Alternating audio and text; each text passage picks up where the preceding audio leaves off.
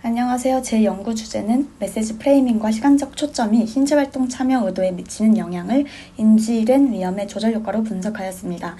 사실 온라인 서베이 플랫폼을 통해서 설문조사를 의뢰를 했는데 제가 발표 자료를 제출하는 직전까지도 자료 전달 같은 게 늦어지는 바람에 예상 결과를 기반으로 발표를 진행하게 되었습니다. 먼저 연구 배경입니다. 신체활동 부족은 전 세계적으로 중요한 공중보건 문제이자 한국에서도 성인 신체활동 실천율 감소와 초고령 사회 진입으로의 그 중요성이 커지고 있습니다. 그러나 기존 신체활동 캠페인은 주로 정보 전달 중심으로 이루어져 있으며 실제 행동 변화를 위한 동기부여에는 한계가 있었습니다. 따라서 본 연구는 신체활동 참여 의도를 높이기 위한 건강 커뮤니케이션 전략에 주목하고자 하였습니다.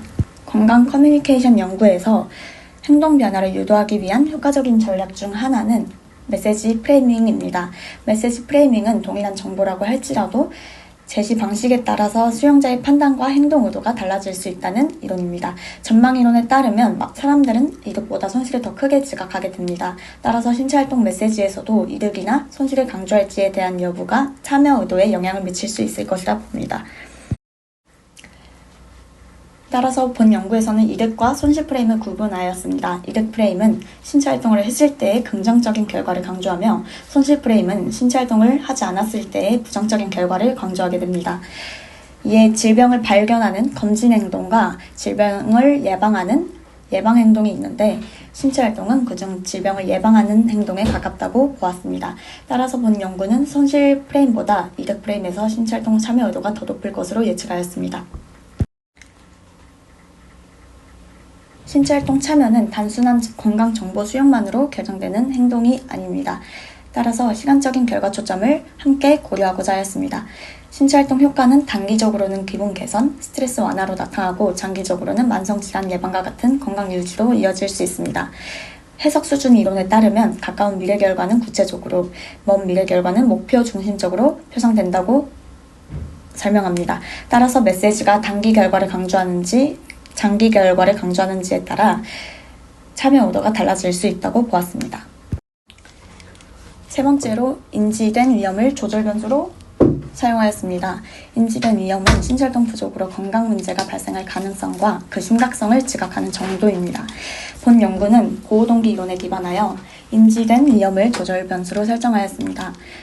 즉, 위험이 높을수록 손실 프레임과 단기 초점 메시지의 위험이 낮을수록 이득 프레임과 장기 초점 메시지에 더 설득력이 강할 것이다 예상하였습니다. 연구 방법입니다. 본 연구는 메시지 프레임과 시간적 결과 초점을 조합한 2바이트 집단 간 요인 설계를 적용하였습니다. 조건은 이득 장기, 이득 단기, 손실 장기, 손실 단기로 총 4가지 구성하였습니다. 참가자는 18세에서 59세 사이의 한국 성인 200명이며 조건별로 50명씩 무작위 배정할 예정입니다. 자극물은 세계보건기구의 신체활동 지침을 기반으로 구성하였으며 공고 행동으로 일주일에 최소 150분 이상의 유산소 운동을 설정하였습니다. 4가지 메시지는 모두 동일한 행동을 권고하되 이득과 손실, 단기와 장기 결과만 다르게 조작하였습니다. 이를 통해 조건 간 메시지 차이가 프레임과 시간적 초점에서만 나타나도록 통제하였습니다.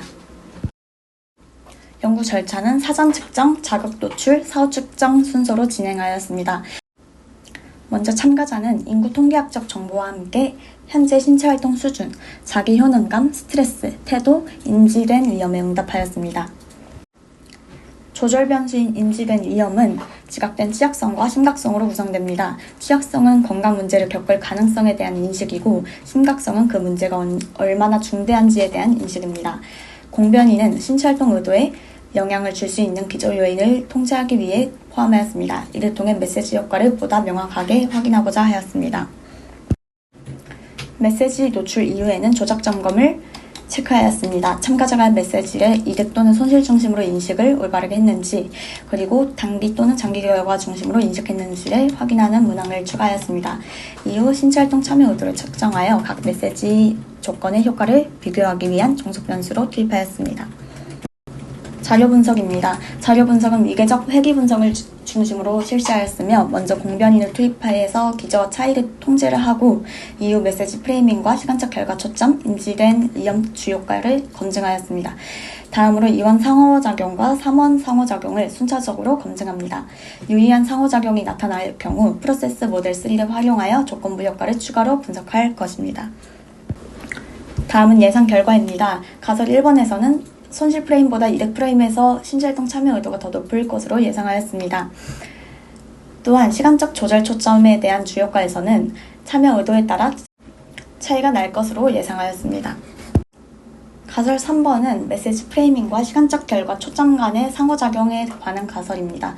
이득 프레임에서는 장기적 건강 이점을 강조할 때 설득력이 더 클 것으로 예측하였습니다. 반면 손실 프레임에서는 즉각적이고 구체적인 부정적인 결과를 강조하는 단기 초점 메시지가 더 효과적일 것이라 예상하였습니다. 즉, 이득 장기 결과 조합과 손실 단기 결과 조합이 상대적으로 높은 참여. 다음은 인지된 위험의 조절 효과입니다. 인지된 위험이 낮은 사람은 신체활동 부족을 당장의 위협으로 강할.